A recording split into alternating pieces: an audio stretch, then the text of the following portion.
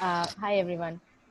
Thank you for joining us today on Saturday evening amidst your busy schedules. So, we'll be talking about education and sports today. And before we start and I hand over the controls to Chatushka, I would just like to give a shout out to our sponsor for this webinar, Milo Sri Lanka. So, we have a small commercial to share just before we start. අම්ම කියනවා පෝෂණය පටන් ගන්න ඕනේ ගෙදරින් කියලා. අම්මේ vitamin B පෝෂණය දෙන්න උදව් වෙන්නේ මගේ මයිලෝනේ. මගේ යක්කෙත් ඇක්ටිව් වෙන්න.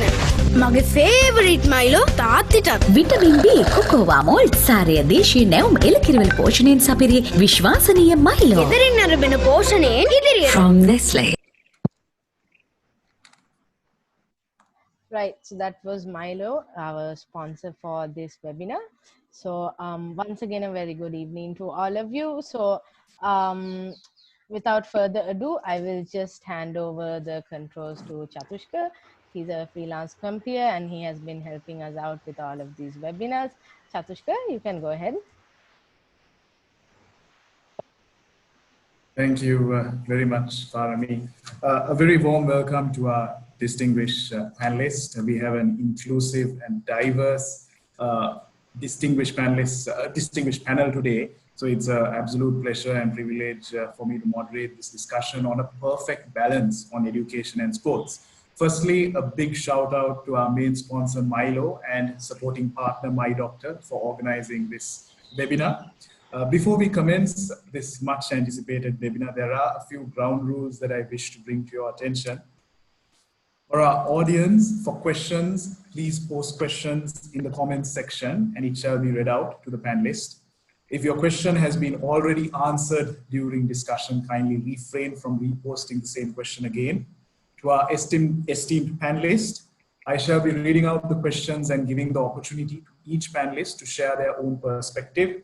There will be general questions directed to have the perspective of all three panelists and simultaneously more specific industry, business related questions from your respective areas directed to each one of you.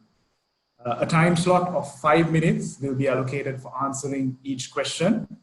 I would appreciate your kind cooperation towards the adherence of time.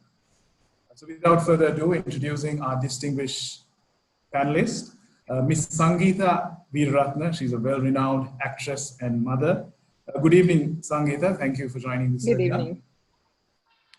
Dr. Asanka Veligama, Registrar in Sports and Exercise Medicine, Colombo South Teaching Hospital. Good evening, Dr. Asanka. Thank you for joining this webinar. Ms. Shamili Senanayaka, she's the Manager, Nutrition, Health and Wellness, Nestle Sri Lanka. Good evening, Shamili. Thank you for joining this webinar. Good evening. Great. So let's dive straight into the questions. More focus and emphasis are given to academics over sports. That's something that we have seen in the past, in the present, as well. So it's evident that sports should be perfectly balanced along with academics. But what are some of the skills that an individual, a student could acquire by giving equal precedence to sports? So my first question, I'd like to direct it to all panelists. I'd like to start with Sangeeta.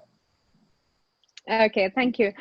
Yes, well, the perfect balance is in knowing what your child learns through in life. Education is something that should help the child to face the future. And in that, just school education is important, and that's what everybody tells you. But incorporating it with sports helps you. Where the balance comes in is, especially if you're an only child, it helps you on teamwork. It is to know what it is to be a part of a team. It helps you to accept with dignity and to try again if you lose.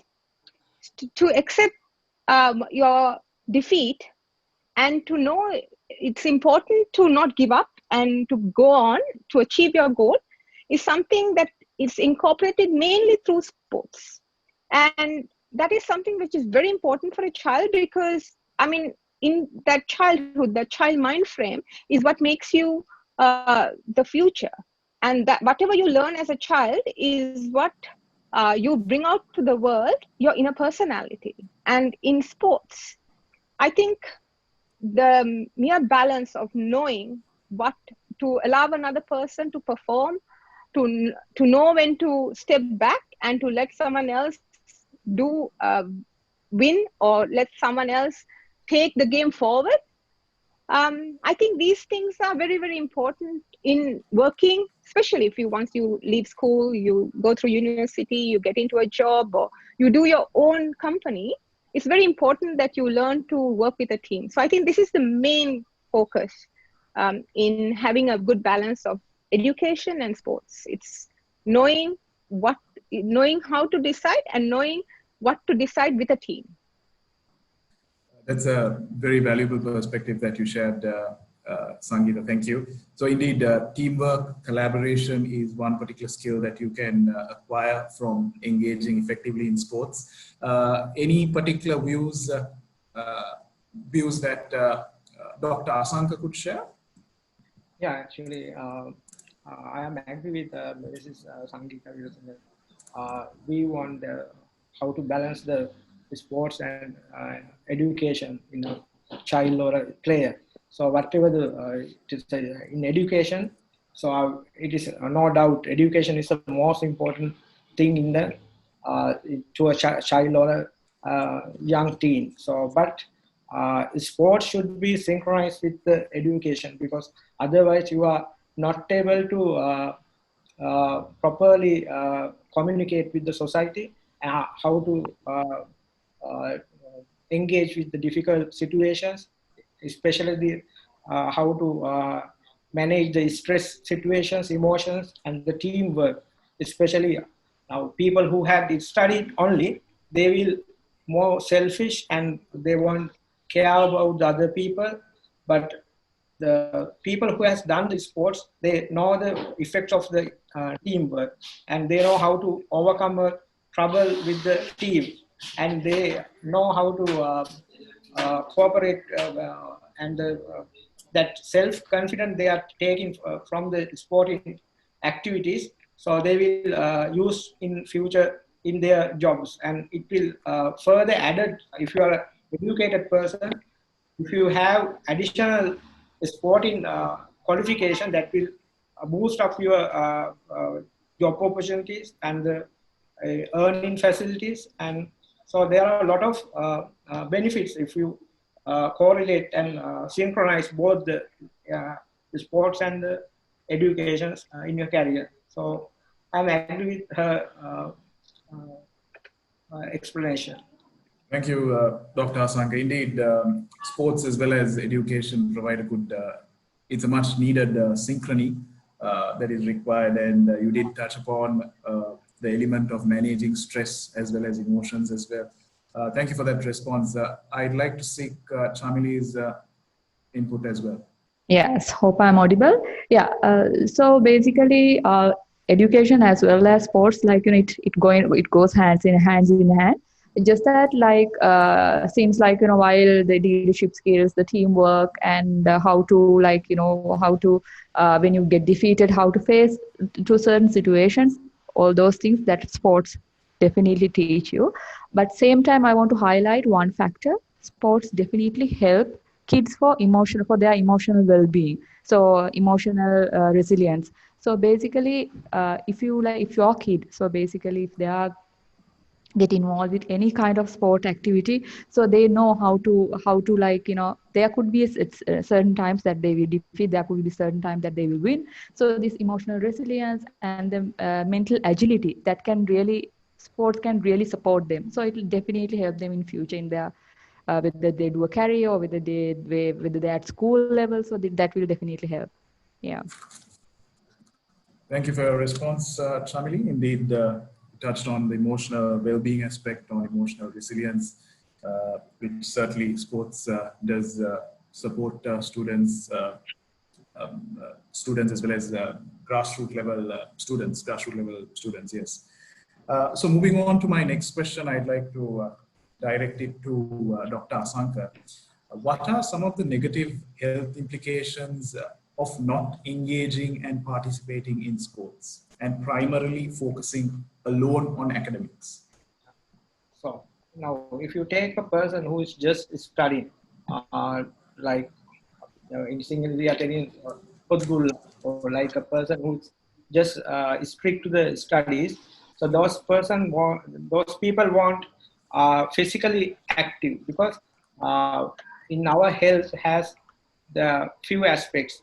We have physically, mentally, and socially, and spiritually we have to be well-being. So the person who is studying, he may get the other facts, but he won't get the benefits of the physical activity by just studying. If you are a young child who is starting studies around 8 to 9, 10, 11, that's the age which those children starts to play sports. But if you want do the sports, so your musculoskeletal development, your abilities to handle the events, and it won't those won't go parallel with your studies, because when you are in your development age, you have to give some exercise to your muscles to build. So you know that when you are doing the exercises, your muscles will be hypertrophy, and the bone development won't be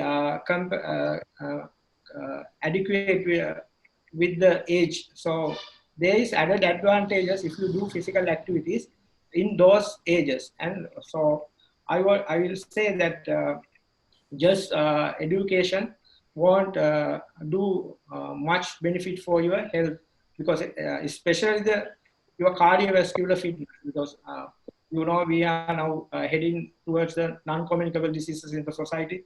There are diabetes, hypertension, ischemic heart disease, and a lot of new diseases in the society. Those days we had only the communicable diseases, but now we are going with the non-communicable diseases. So the people who are engaged with the sports or the physical activities, or even the regular exercises, their risk of cardiovascular events like heart attacks, or the vascular events like strokes, or the those events won't. I think number of events will be reduced if you effectively participate in those physical activities. That is why it is important as doctors, as the trainers or coaches, and the parents to encourage the children who want to participate in sports in those young age. That's the answer for that. Thank you, Dr. Asanka. Yes, indeed, there should be more prominence and highlighting given towards the negative health implications, as you rightly outlined.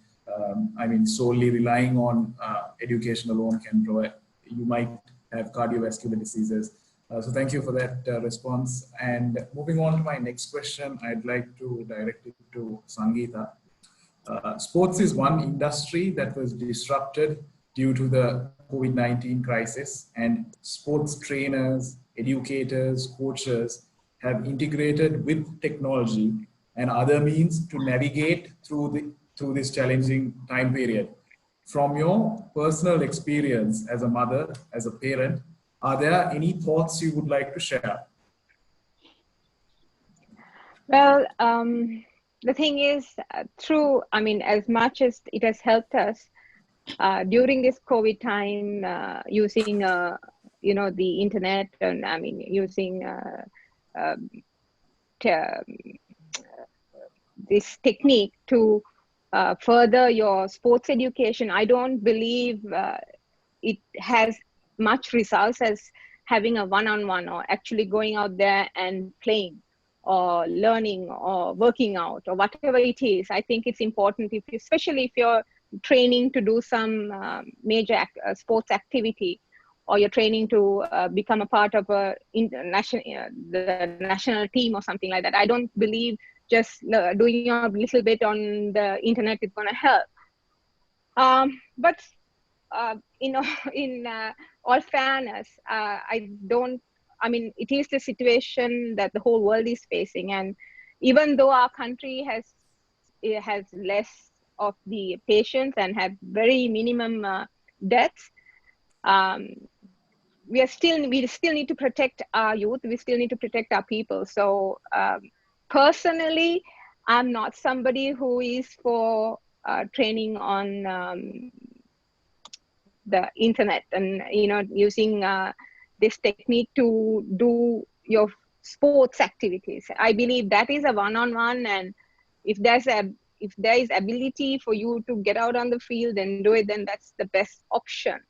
But of course, the doctors would know it better.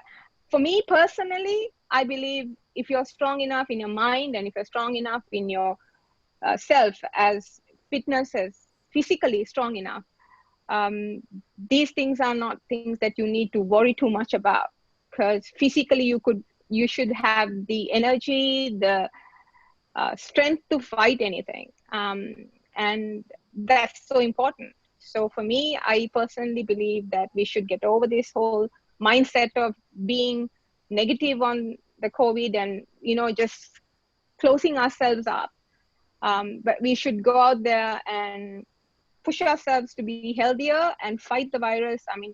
This is a virus that comes through the air. Are we going to have a full stop to it at any given point? Can anyone tell us, okay, end of this year it's going to stop, or end of next year it's going to stop? No. So which means we need to learn to live with it. We need to learn to fight it. We need to move on in life. So we can't stop living because we are afraid to get sick. So that's my very personal view, and I know most people might not agree with me, but for me, I believe it's important to believe in your health, to believe you're strong enough to physically make yourself fitter, and then face whatever the situation. Thank you, Sangeeta, for that open and honest feedback that you shared. Indeed, that is a captivating response. Thank you. Moving on to my next question, I'd like to direct it to Shamili. It's evident that good nourishment is important in staying active, and it also helps to enhance your sports performance, to go further and maintain immunity. So a balanced diet, eating on time, staying hydrated are just a few. But how does nutrition help to enhance sports performance? So I agree with what Sangeeta said, whatever said and done, we have to live with it, we have to go with it and we have to fight with it. So basically for that, there are two ways that we can do. So physical activity, yes, it plays an important role, but nutrition wise, there are many things even recommended by Ministry of Health. Also, there are so many things. So the first of all, there are certain food and beverages that can really help to enhance the immunity of your kids, especially if you are talking about your kids, enhance the immunity. So as an example, certain minerals and vitamins, vitamin C, vitamin D, B6, B12. So those are some of the nutrients, the vitamins that we can talk about. When it comes to certain minerals such as zinc, iron, copper, so those kind of minerals, micronutrients can really help to strengthen the immune system of anyone. So make sure if if you are a mother or a parent or who's looking at it, so ensure that you give immunity strengthening nutrients to your kids. So that is number one. And number two, the hydration plays a very important role, because it is important to have at least 1.5 liters glass of water daily. So not only water per se, per hydration, we can have king coconut, we can have hottamalli, so we can have plenty. So those kind of things, make sure to give it to yourself as well as for your kids. And the other thing is the adequate sleep. Adequate sleep also helps to enhance boost the immunity. And same time, make sure your kids or you will have 3 main meals. So those things can really help to strengthen your nutritional, the healthy eating component of the nutritional balance of your body. So yes, physical activity plays like another role, but like, in terms of immunity, those are the nutritional advice that the advisors giving. Thank you, Chamili, for providing that holistic perspective on the nutrition aspect. Moving on to my next question, I'd like to direct it to all panelists. COVID-19 was spreading and escalating just after the commencement of the school's rugby league and other sporting events. Considering the recommencement of sporting competitions, hopefully towards the latter part of the year, it could be a hurdle with the ordinary level and advanced level academic examinations that students must face parallelly. Do you reckon the priorities will shift, and how do you maintain the same levels of intensity and focus? How do you uplift the levels of motivation and bring back momentum? I'd like to start with Dr. Sankar. Yeah, I think it's a timely good question actually.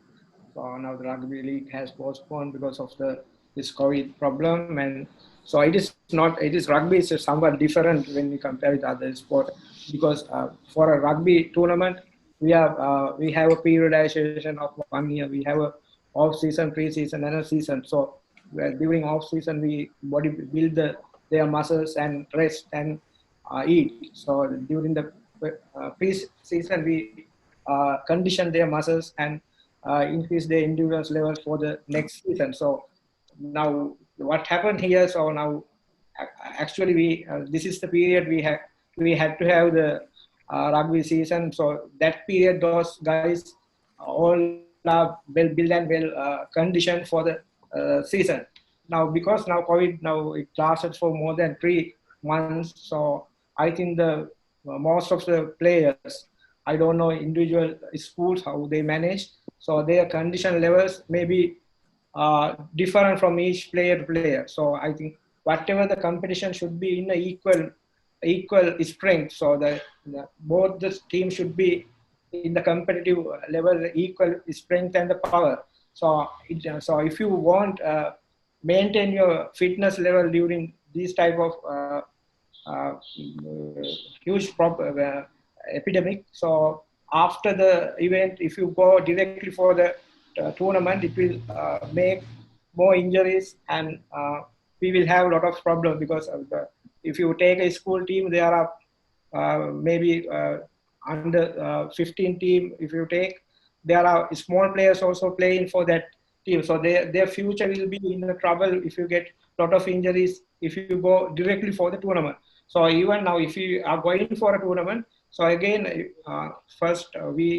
though some schools may have done the Zoom fitness sessions, but I don't think it will give the competitive level for the matches, because it is a different thing when you go for the ground. So I think at least we have to go for 1.5 months preparation for the tournament, and then we have to think about whether we are going for the matches. Some schools may go for their individual matches, depends on their training. But as the rugby, school rugby section, as well as the Sri Lanka Rugby and the Sri Lanka Sports Medicine Association and the Ministry of Sports should focus on these facts. And we have given our guidelines to the Sports Ministry. And we individually have given the players who are coming to our sports medicine units in the major teaching hospitals, and there are some doctors who are attached with those teams. So it is a huge big thing going in the rugby. But I think even for whatever the sport, so their periodization differs. So it depends on your sport. Those things should be assessed. I think it is not a simple thing. You can tell we can go for matches, but we have to think all the injuries and the rehabilitation and the financial levels of because most of the schools, they don't get adequate amount of funding. So because of some old boys, and they may have lost their jobs, so the income has reduced. So rugby is a huge, it is more money, the more materials and more requirements are there. So I think we have to consider separately game like rugby. But others, I think we can proceed. But the problem now, the O levels and the A levels, those exams are also coming. So it is a big difference in this. So when you are balancing, now we are talking about how to balance sports and education. Now, anyway, we have to give the prioritization for the education because they are going for their lifetime hurdles in their exam. So I think now we are in a very difficult situation when we compare with the rugby and the major competitive sports.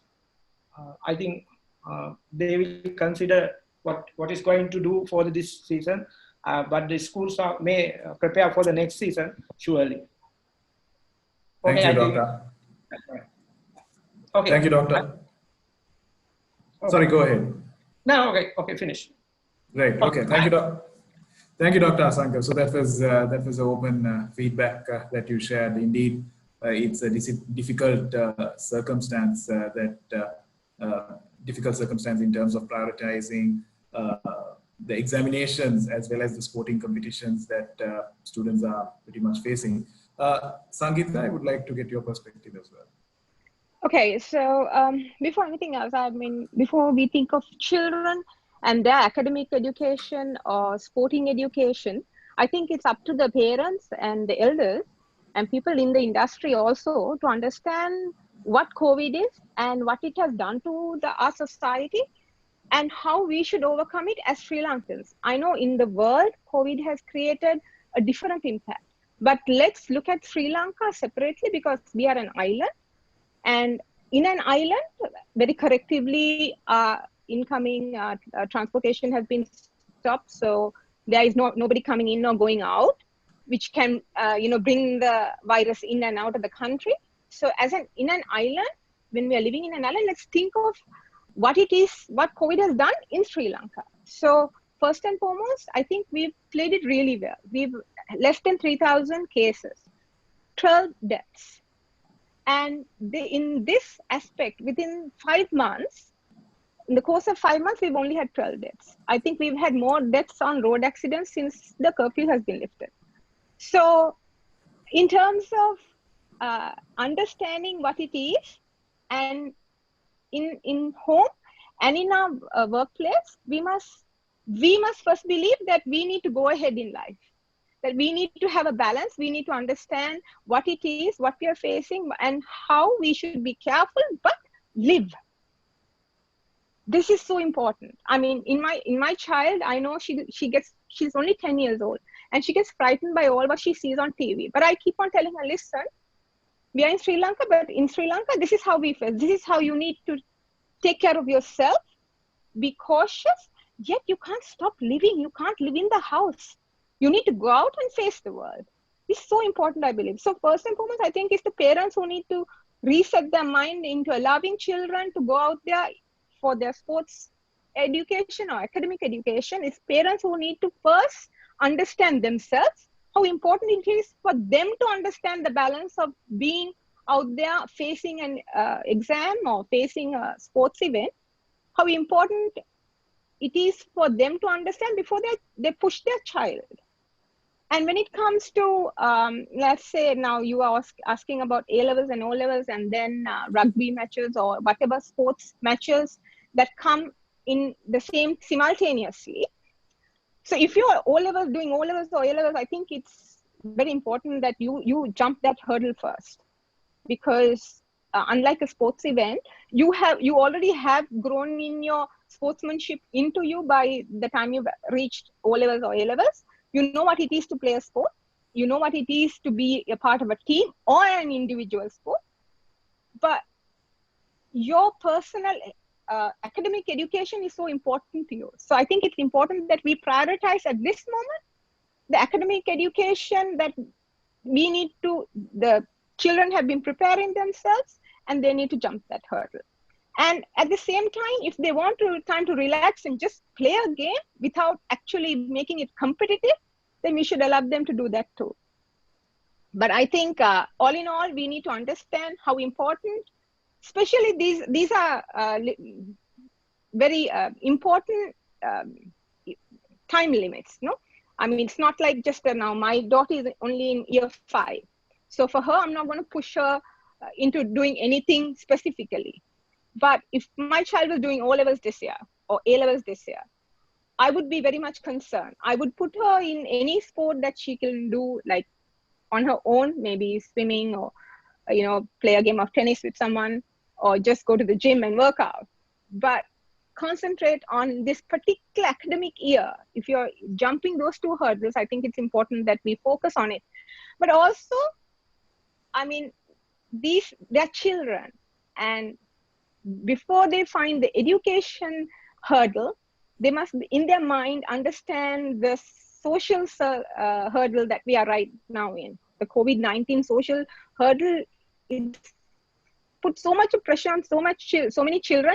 Should we go into class? Should we wear a mask? I mean, is it safe to do my exam with other children, especially if they're, it's a big education hall, where hundreds of students are going to be in that education hall. So children are afraid of these things. And that is what parents have created in the minds of the child, or the media has created in the minds of the child. So I think it's important that parents understand that they need to get their child out of this mindset and then get them focused on what is really important, whether it's academic or sports. Thank you, Sangeeta, for highlighting that point. It's really important that parents know their particular role, especially during this difficult circumstance. Shamili, your views? Yeah, in fact, without being specific to O-level or A-level, O-level and rugby getting postponed, I just want to talk about overall, in a general kids perspective, because it is important, because not only those kids are affected, I think all the kids are affected. I mean, all of us got affected. But however, what I can say, initially also, that say nutrition plays an important role, as well as being physically active. As parents, you all can, parents can push them to maybe get involved with the organized play or with a free play. With this COVID, if you observe very carefully, our lifestyle have changed. So as an example, the screen time might have got increased of kids, and the snacking times got increased. So those kind of the sedentary lifestyle activities got into the children's lifestyle. So those things as parents that we need to identify, and we need to really see how we can sort of identify and how to act upon it. And we really want to encourage, even at Milo, we really encourage grassroots level school programs. I mean, we've been engaging with kids over annually over millions of kids. And why we believe push them into a physical activity, maybe organized play or maybe a free play, because there are a few important facts, how physical activities that can help kids. First thing is basically it can help to enhance their immunity. So then that will really reduce them to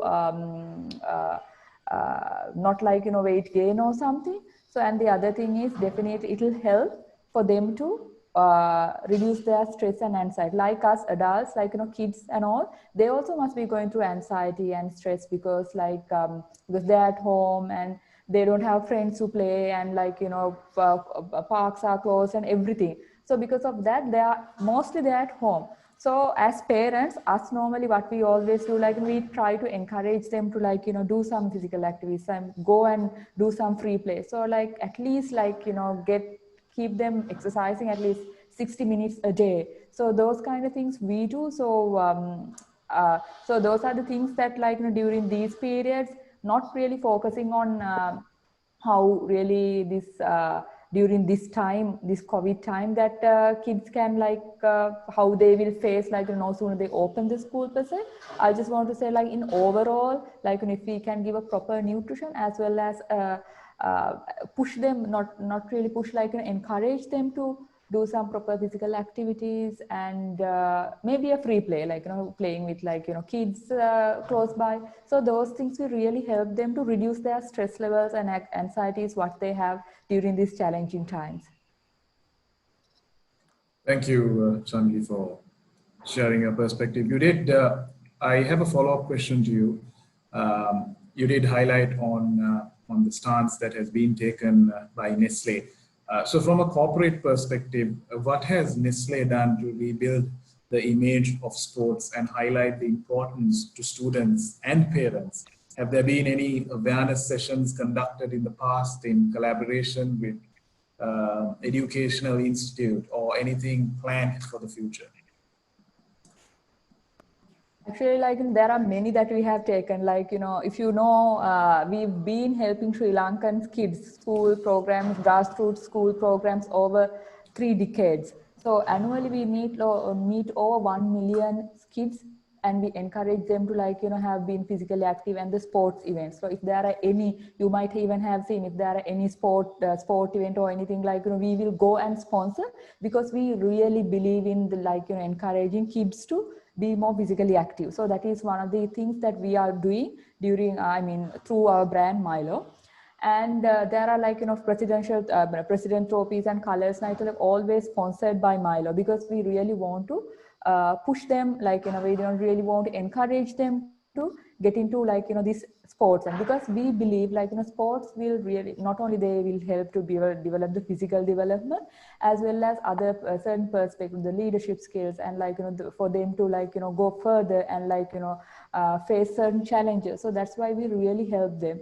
And that is one aspect. And when it comes to the product per se, so we also enhance our products with certain nutrients, which is really certain micronutrients that we have added, so which really help them, especially during this kind of period, for strengthen their immunity. As I mentioned before, we have fortified our products with B6, B12, and certain vitamin D, iron, vitamin A, C. So those kind of nutritional side also that we have added for them to nourish to go further. So Milo is doing a lot of work with schools as well as with kids. So annually we do over 600 to 700 school events, because we really want to push kids to be more physically active. So that we believe in it, and we really want to nourish them to go further. That's impressive. Thank you, Shanli, for sharing that. Moving on to my next question, I'd like to seek the perspective of all 3 panelists. Considering the sports calendar, the domestic or national sports calendar, moving aside from the school calendars, at a national and domestic level, do you see a standardized, consistent calendar for sports? If a calendar of that sort is there, that will attract more participation, engagement at a national grassroots level. For example, if it's academics, you have the O-levels planned systematically in December. You have the A-levels planned in a systematic way in the month of August, if I'm not mistaken. So do you see that? And I would like to get your perspective. I would like to start with Sangeeta. Okay, so this is not an area that I'm very well aware of, but if it was such that, then we would have, by now, if there is a calendar as such, we would have known about it. And we would be aware, as somebody who loves sports, and other than for team sports, like the school matches or the cricket matches or the rugby matches, other than that kind of team sports, I'm not aware of. And then we'll have those annual, the running events or whatever, the individual sports at the national games. Those are scheduled events. But how it is done at grassroots levels and how it is encouraged at grassroots levels is not something I'm aware of. So I cannot give an input to something that I'm not directly aware of. But I think if children are encouraged to have a to have a schedule of this nature, we would have a lot of newcomers, a lot of new light, a lot of new stars, because since certain players of the past, we haven't had real proper stars coming up on individual sports. We've had victories and defeats on cricket, or maybe there is not netball, at volleyball at certain levels. We've had many defeats, some victories, but I'm I haven't seen the same attention span or the interest given to other team sports as much as cricket or rugby. I mean, there are other sports that can be given more important, the equal mileage or equal importance. I believe the other sports, team sports also should be given. But in Sri Lanka, I've only seen the crazes for these two sports for whatever the reason. So I believe if, the education system or the sports ministry, whoever's responsible on a government level, and also the schools also give it equal importance, it would be something very interesting. Thank you for sharing that valuable perspective, Sangeeta. Dr. Asanka?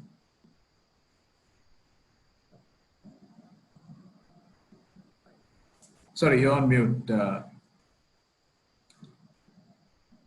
Okay. Hello? Hello? Yes. Yeah. Actually, we have a periodization for most of the sports in Sri Lanka. Basically, if you go to the school level, we know when the house meets are there, then the zonal levels, provincial levels, and the all island levels. And then we will take the youth competitions for, I think, athletes, for the athletic running events as the field events. For everything, we have a periodization. But the problem, maybe we have a deficit in the training methods. Maybe most of the, there are several categories of sports, maybe they are trained not up to the world standards. There may be deficits in those areas, but I think most of the sports we are playing in Sri Lanka in a periodized manner. But in the sports medicine aspect, there are a lot of things to update it, the training methods and the nutritional recommendations and the injury rehabilitation. Those are should be updated in Sri Lanka when we compare with the Western countries, Western countries. And the other fact I want to say, when you talk about the sport nutrition, so we always recommended healthy diet. That is the most important thing, because a healthy diet means it should be included all the macronutrients as well as the micronutrients in quality, and the quantity should be sufficient. That is the most important word I have to tell. And the other thing, so when we tell those nutritions, now think player is going to participate for an event. So if you get a high sugar content drink, that will reduce your cerebral perfusion of glucose, that will reduce your performance. So because of that, we always recommend isotonic drinks just before 1 hour to participate in sports, as well as throughout the sport participation. Just after the sport event finish, you can take high glucose containing solutions, because because you have to replenish your energy deficit. So I think sport nutrition wise, and in Sri Lanka we have a problem in the protein requirement. The children are not taking adequate amount of proteins. Even the adults world recommendation is 80 grams per kg, 80 grams per adult.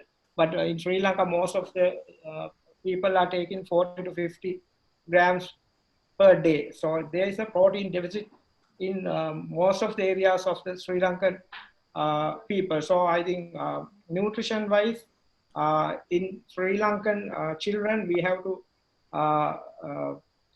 increase their protein intake, especially for the developing age. It will enhance their physical performances.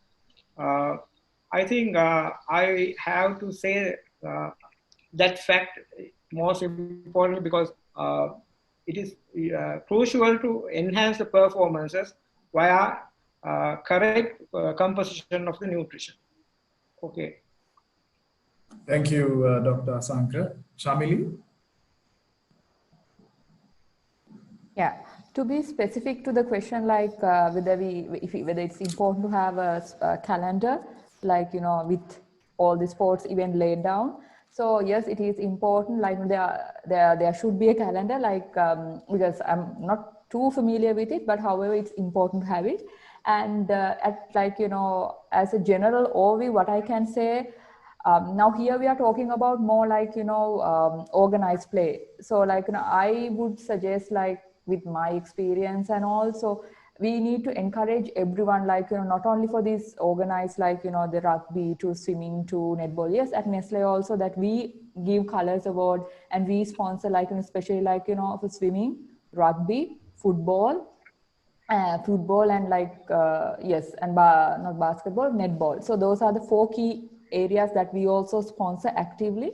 But however, we always encourage the physical activity, the level of physical activity also. Like we have a program where our instructors will go and work with schools and encourage kids at like before they start their day, like do some exercise at least like 30 to 15 minutes. So that kind of thing, like definitely add into their daily physical activity requirement, which is like 60 minutes at least.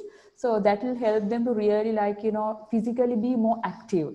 So that is what we can say. But yes, it is really important. But same time, whoever who's not involved in sports, like with maybe he or she must be not in netball team or basketball team, but however, they also need to be physically active at least 60 minutes a day. So that is what we can. So that is why we, as Nestle at Milo, why we support like all kind of sports activities. So then like not only like we are like sponsoring rugby or like the urban sort of things, but we reach rural communities as well, and we support their sports activities as well. Thanks. Thank you, Shamili. We've got a question from the audience that has tuned in, and I would like to direct it to Dr. Asanka. But simultaneously, if there is any sort of views from Sangeeta and Shamili, I'm happy to have that as well. The question is there a benefit of the surge of adrenaline children experience during sport, which enhances their ability to perform academically? Yeah, actually all the researchers came as there's benefit of physical activity and sports for the their educational for their education, because when you are doing the sports activities, those children, their blood flow to the brain will be increased. Because of that, in the brain there are nerves. Between the nerves, the the impulses are transmitted via the transmitters like adrenaline, noradrenaline, and the dopamine levels will be increased with physical activities, and it will cause good cognition and good memory, and it will increase the performance of the education activities. And at the same time, those children, when the people who are doing the exercise, they are especially their endorphin levels will be increased. So endorphin is a molecule which can keep your mood in upper range. That means you are hyper. So you are more hyper. That means you are willing to get the challenges and you are accepting to do well, and so that those will increase your performances in education. Yes, I accept that it will enhance your performances via those neurotransmitters. Thank you, Dr. Asanka. I'm sure you addressed the question appropriately in an appropriate way.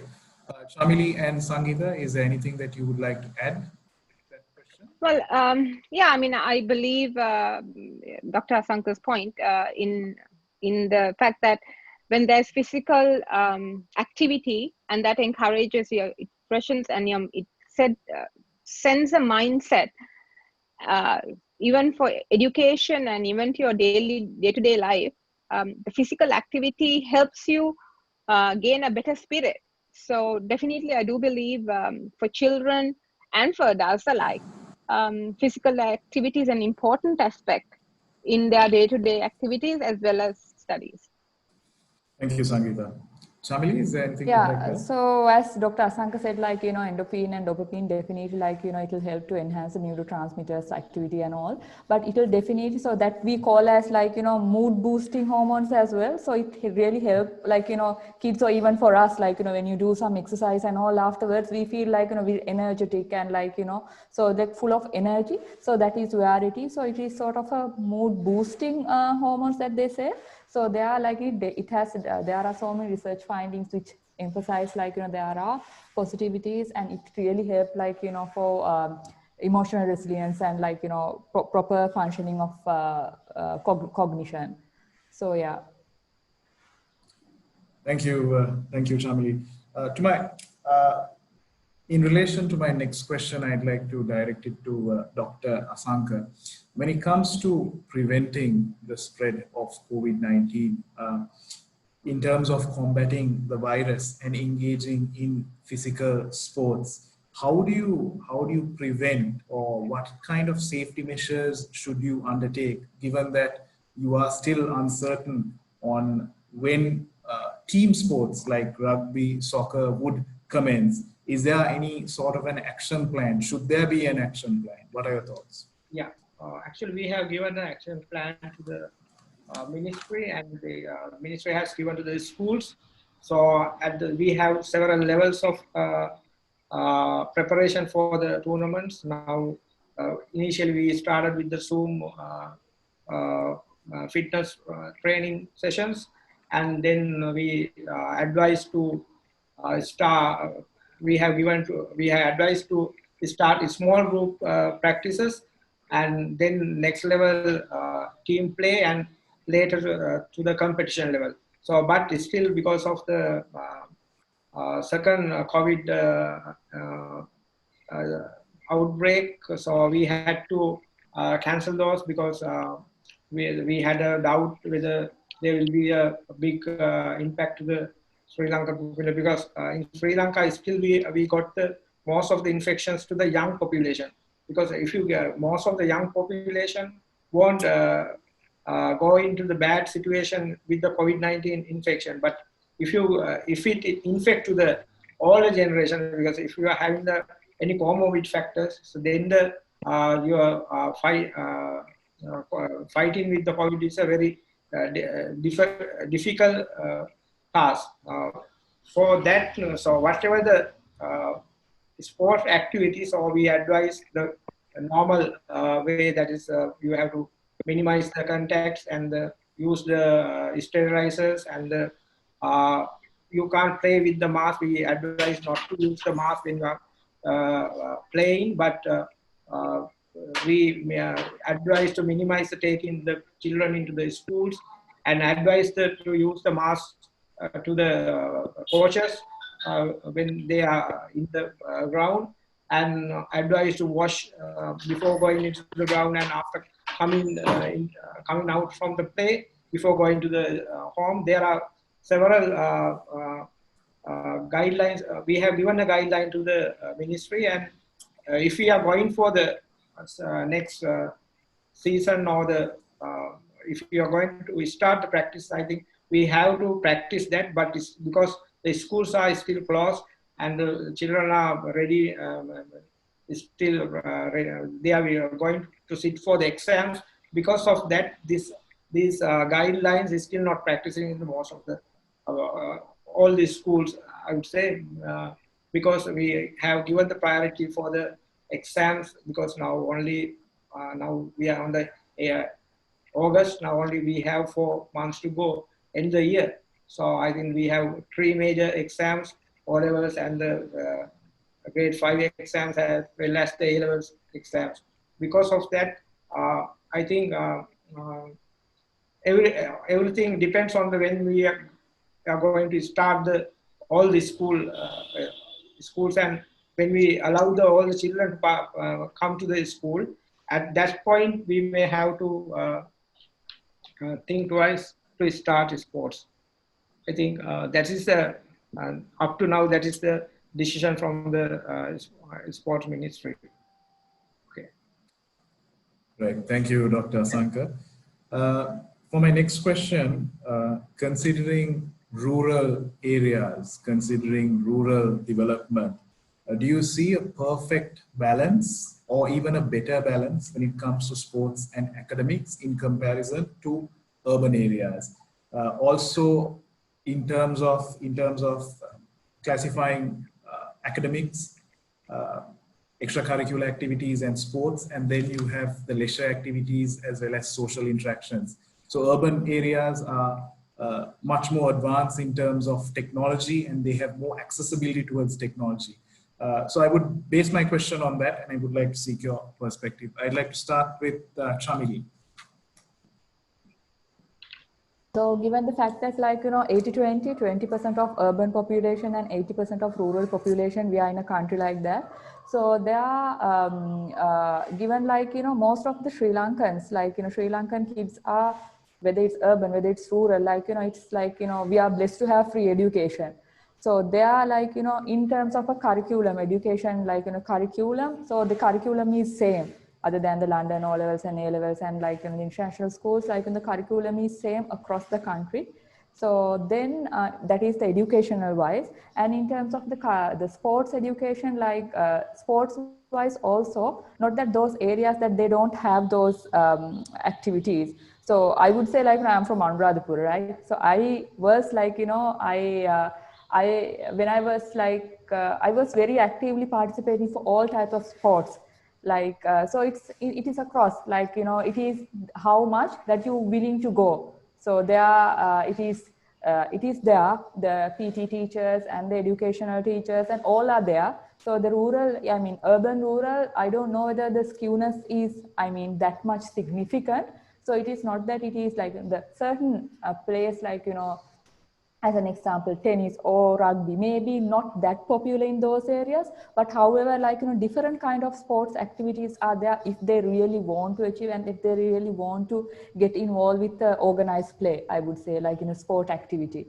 So that is there, that is just available. So I don't know whether they are thinking more academically that we want to go straight, we want to be academically achieve certain things. That may be the reason why why you feel that is the rural side, the sports activities, the sport activities are less what do you call, less popular, but but it's not the case actually. It's available, I would say. Just that how much you give the attention, how much as a parent you would give the attention.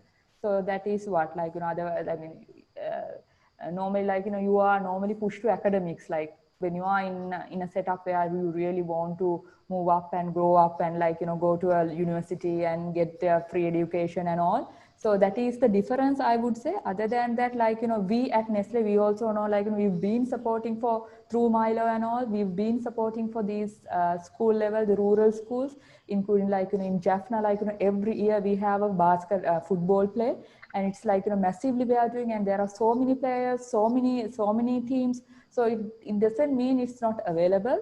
So just that whether you are prioritizing it between education and the sport. So yeah, so that is with my experience and the exposure, that what I can say with how we support from Nestle as well. Thank you, Chamli, for your response and sharing a holistic perspective. Just a follow-up question, just to reiterate, I did mention in terms of social interactions as well as leisure activities as well.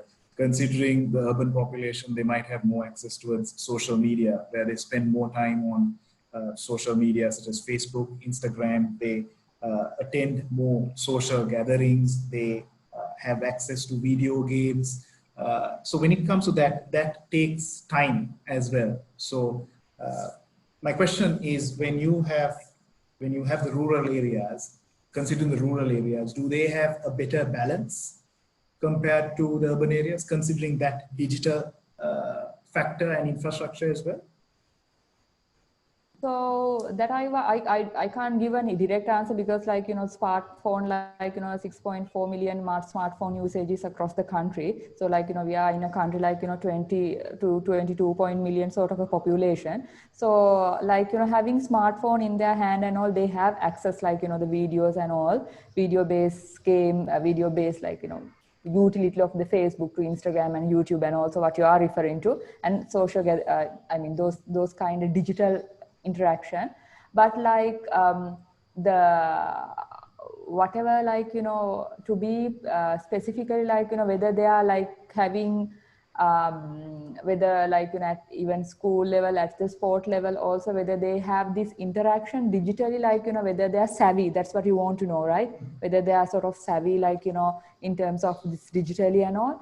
So that is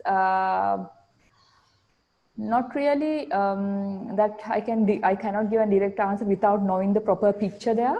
But however, like there are so many elements, like, you know, if I am to answer that, there's so many elements, like, you know, this suppose it's a data driven, like, you know, some things are the data cost, and, like, you know, this socializing and all, like, you know, sometimes urban that we have seen, like a lot of people are digitally connected but they're alone. So, but like in rural areas, like they are really connected, but like they are not maybe digital, but they are really connected. So those are there, the pros and cons are there. But however, you can't say this is correct and, like, you know, this is wrong, this is right. So I think that imbalance is there. Definitely that imbalance is there. But, like, you know, to up to which extent, that I don't know how to I mean, quantify and to give you an answer. Thank you, Shamali. I'd like to move to Sangeeta to get her perspective. Okay, so in terms of academic education, just like Chamali said, it's the same unless it's an international school or international syllabus. The Sri Lankan syllabus is the same, whether it's urban or rural. So the academic education that is available for everybody around all over the country is the same. But of course, the perspective to the education may differ according to each place and their ability to go in further in the education. Even the sports, I believe, I mean, my experience is very limited, but I did a movie once which involved sports, and I had to go all over the country in terms of participating in sports event, running events. And there I was exposed, especially in Kurunegala, to lots of youth who were very interested, who were very keen to be a part of a sports team or to be a part of an event, but they are financially not, the financial support is not sufficient for them to be a part of, be competitive enough to get into the local positions or even to come to Colombo. So sometimes maybe rural and urban, the financial aspect may play a part in how the children, even though they like it, how they get how the ability to come into sports, get themselves involved in sports activities. And when it comes to social media or digital, I think a smartphone or, you know, the ability to get into that kind of access is after a certain age, but in the rural areas. But even a young child of about 10 to 12 may have access to the digital platform in the urban area. So again, how important it is for parents to balance their child in terms of how they use the social media, what is teaching them what the social media is for, and how to educate oneself and not lose oneself in the games or in social networking is something I think it's important for parents to educate, put rules, and of course always observe what your child is up to. Having access to okay, my daughter's up on her bed, so sorry about that. Having access to these the social media at a very young age can, I think, to a certain extent, be a little harmful to children and their mindset as to how they should be up and about and moving in society. So there is plus, of course, there is plus and minus in all these things, but it is up to the parents to teach their child what to do and to groom them and direct them in the path of correctness. Thank you, Sangeeta, for sharing that perspective. Dr. Asanka?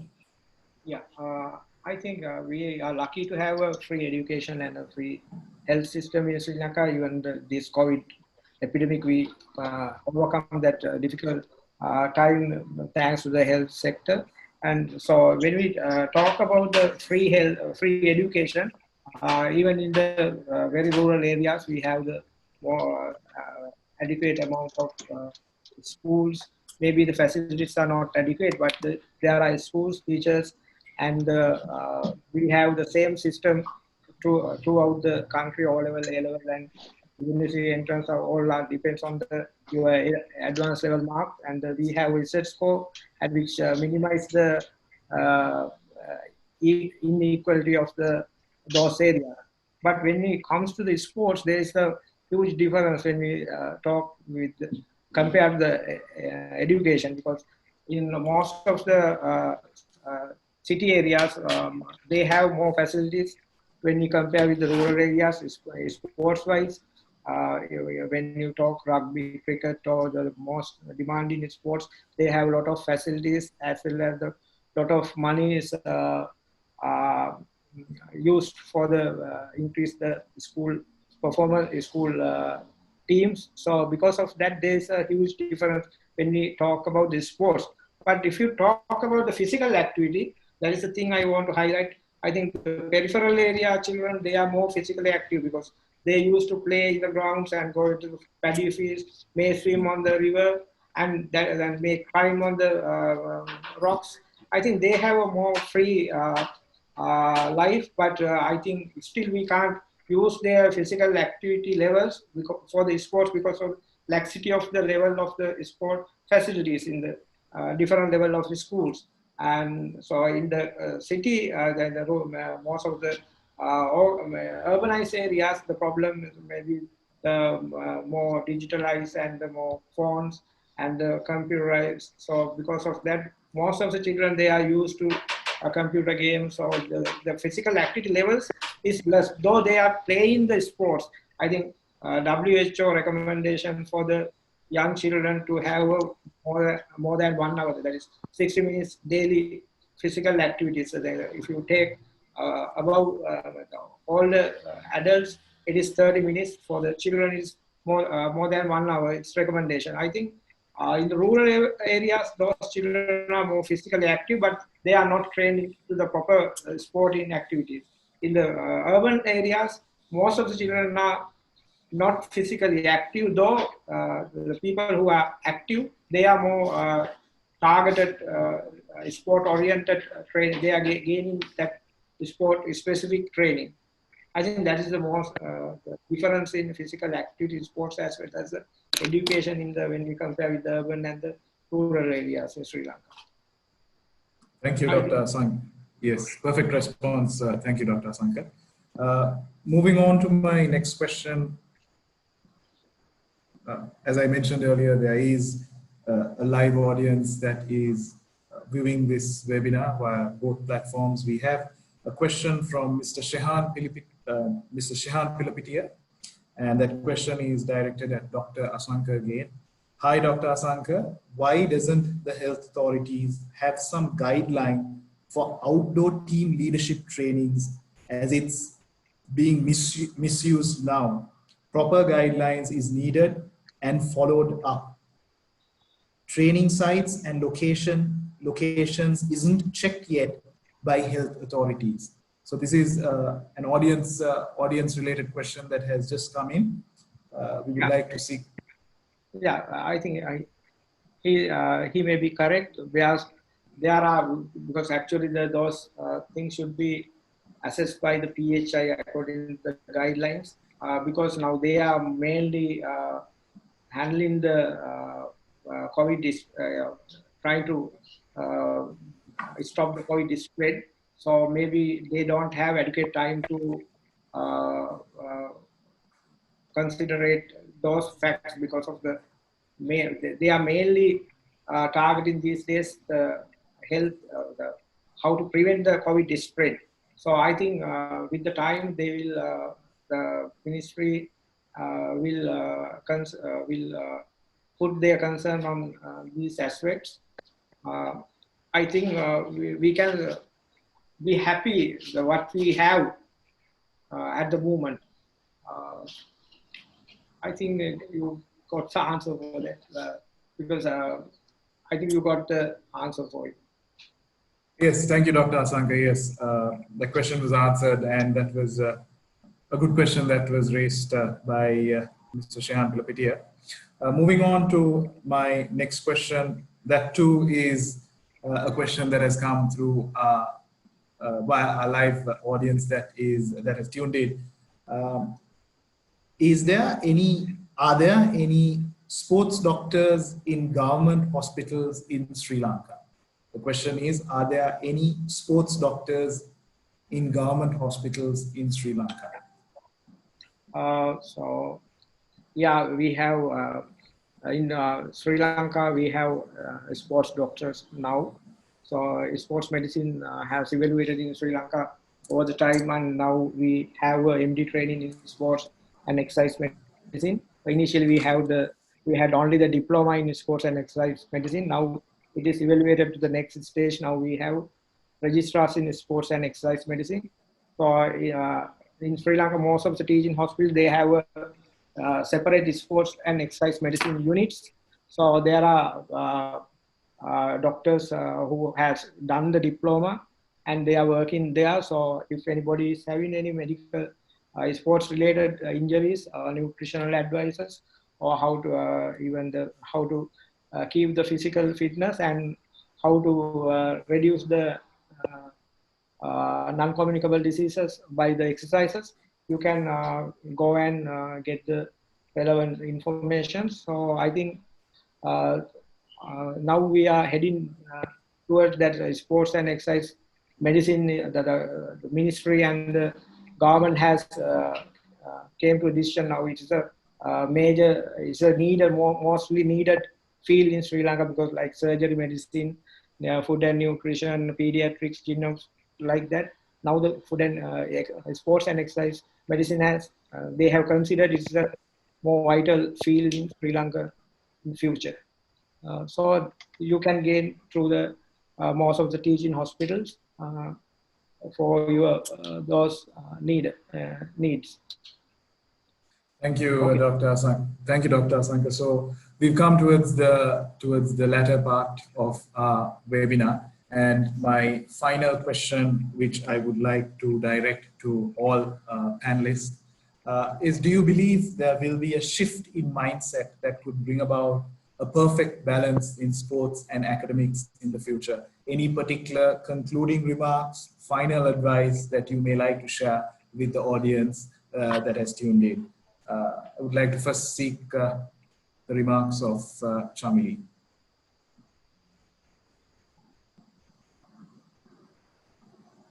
So basically, there will be definitely there are already shifts have already happened.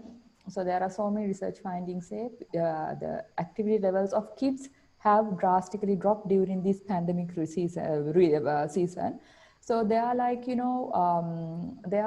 how we can, as parents, how we can encourage kids to be more physically active. I mean, even for us as adults also, how to be physically active is one of the key things that we should be focusing.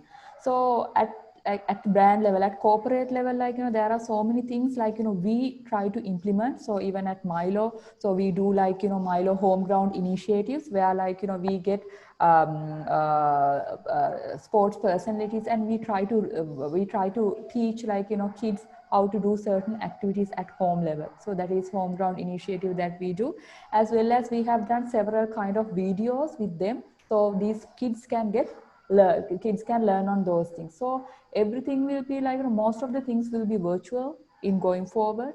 So how kids will consume those things, consume those videos, and get those training into their routine. So that is more important.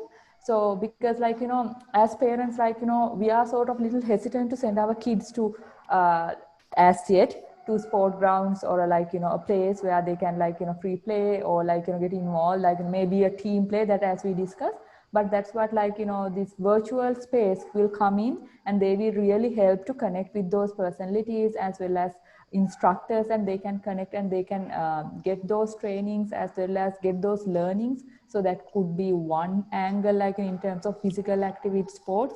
To be very specific on education yet again. So yes, like, there are so many, the normal way of that we've been using to, like, have our studies, like, going to the classroom and, like, having the teacher in front of us. But, like, now, however, like, even the smallest kids, like, they are getting, like, the Zoom classes and, like, online classes. So they are, like, even my daughter is just 3 years old, so that she's, like, getting Zoom classes, like, even at that age. So there are, so this online education, online training, those things will be the sort of, like, there it will be the future, because we can't say that definitely we will have to live with this, like, within another one to 1.5 years for sure. So then in that case, like, how to be agile and how to be, like, change our mindset and how to face with it. So the same thing that we need to, like, we have to be role models, like, we can't be just staying at home, like, doing nothing, like, this will get over, this will get over. But, like, if we can play a role model, like, how we can be more, as mothers, like, how we can put our kids, like, in terms of education, as well as, like, in terms of physical activities, or in terms of, like, they are, like, the dietary habits.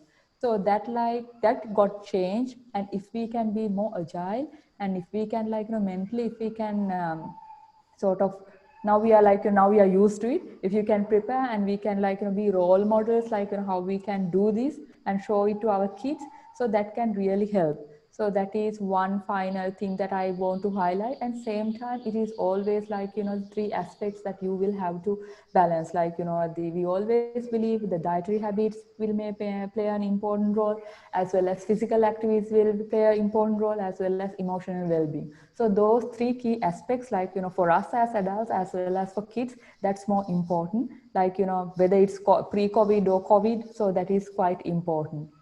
Yeah. Thank you, Chamali, for your concluding remarks that you shared. Dr. Asanka? Yeah, so I will summarize the whole thing actually. So we have to synchronize both the sports and education in your life. So because we know it is very tough thing. So if you plan properly and organize your sports and education, that will make sure your achievements will be reachable. So for that, I think I will give 7 points to the children who are listening this, or the players, to how to overcome this obstacle. So first thing is, the most important thing is the time management. So we have to time manage so effectively and efficiently, because if you put a timetable, then you can put what are the days you have to go to the practice, or what are the exam dates. So that is the number one you have to do. That's the time management. Then you have to prioritize the events in the calendar. So now next month you are going for the exam. So then and again after 2 months you are going for the 100 meters competition. So you prioritize your exam is the most important thing in this moment. So you more target for your exam. So while you are going for the classes, you may miss your practices. So for that, you have to have a plan to keep your fitness level at your home. You can do day-to-day fitness training. So if you miss a class because of your, now since you are having the event next week, so you may miss some classes because of the event. So then you have to have a plan to gain that knowledge. So you may have an extra class, or you can take the notes from your friends, or you can ask for help from your teacher. So like that, you should have a alternative plan for when you are missing your sport part, or even the education part. So the other one is, the most thing is, when you manage in both together, you have to have adequate rest, because now the player who is studying, so he has to spend more time for their studies and well as the sport. So that means he needs more rest to when you are doing the exercises, your muscles are damaging. So for that, you have to adequate rest for the healing of those muscles. At the same time, when you are studying, you are using your energy and you are concentrating too much for your education. So there should be adequate rest for your mind. For that, at least you have to sleep for roughly 7 hours per day. And the next one is, I want to say that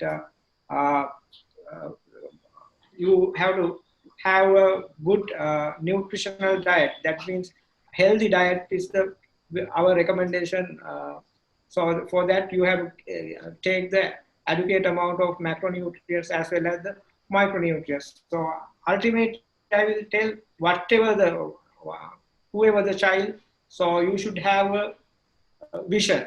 So if you want to become a doctor, if you want to become a world-class player, so that is your vision. For vision, you have a mission. So without a mission, you can't achieve those visions. So before going to become a world-class athlete, you have to win in your school. For that is your mission. For that, you have to have smart goals. You have to make your smart goals.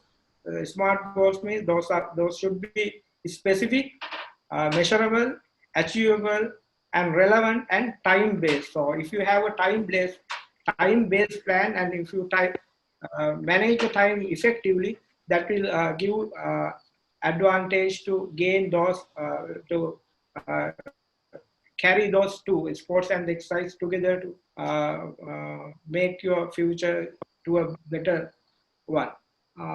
I think you got the answer for it. Chatushka? Hello?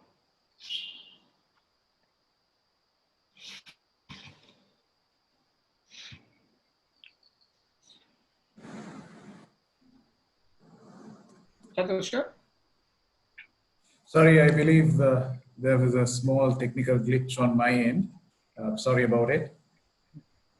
But I believe, Dr. Asanka, So briefly, I said you have to have smart goals to achieve whatever your goals. Those children should consider those specificity, measurable, achievable, and relevant and timely based. If you make those goals smart goals, then you can easily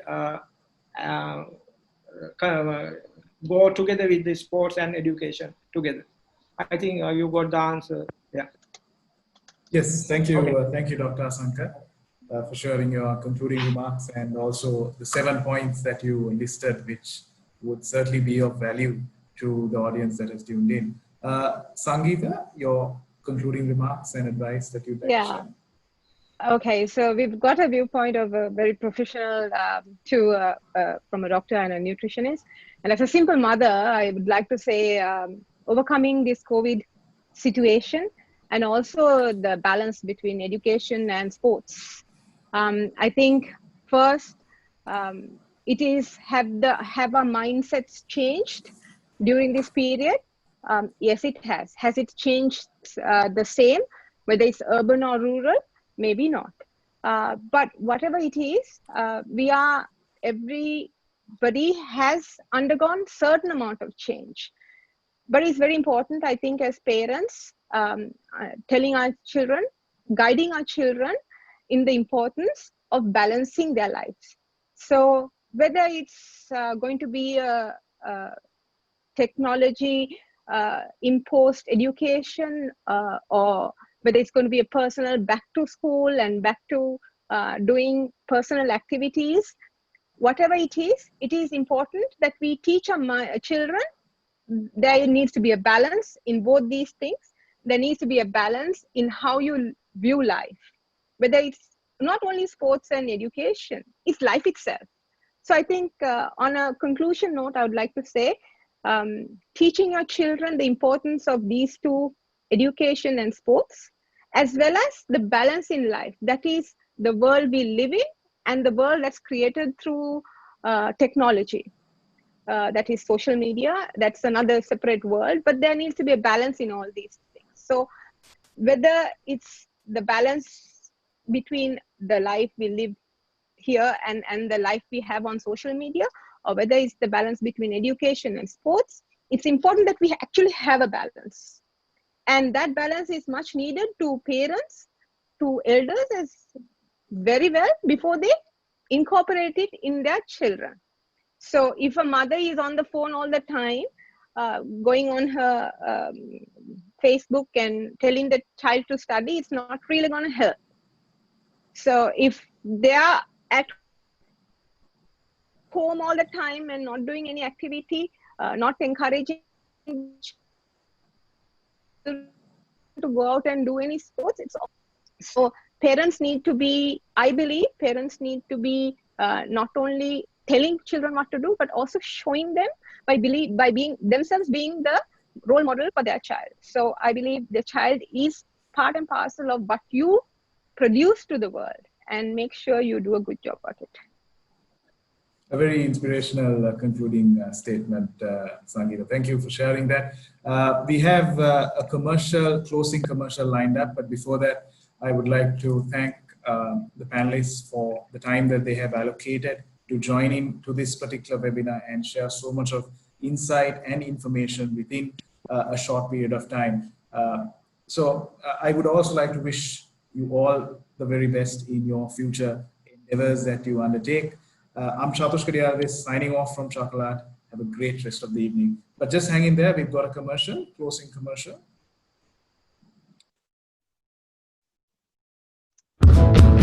අද දරුවන්ගේ ලෝකේ හරිම තරඟකාරී. වේගවත්. අපි හිතනවටත් වඩා. දුවට අරමුණු දිනා ගන්න. එයාගේම දක්ෂතාවය අභිබවා යන්න. දවස පටන් ගනිද්දිම අවශ්‍ය සමබර පෝෂණයට මයිලෝ දායක වෙන බව මේ අම්මනම් හොඳින්ම දන්නවා. දරුවාගේ ප්‍රතිශක්තිය කරන පද්ධතිය මානසික ක්‍රියා සහ අස්ථි නිසි පරිදි පවත්වා ගැනීමට දායක වෙන විටමින් C යකඩ සහ කැල්සියම් අඩංගු මයිලෝ සමගින් පෝෂණයෙන් ඉදිරියට. Nestle. Good food, good life.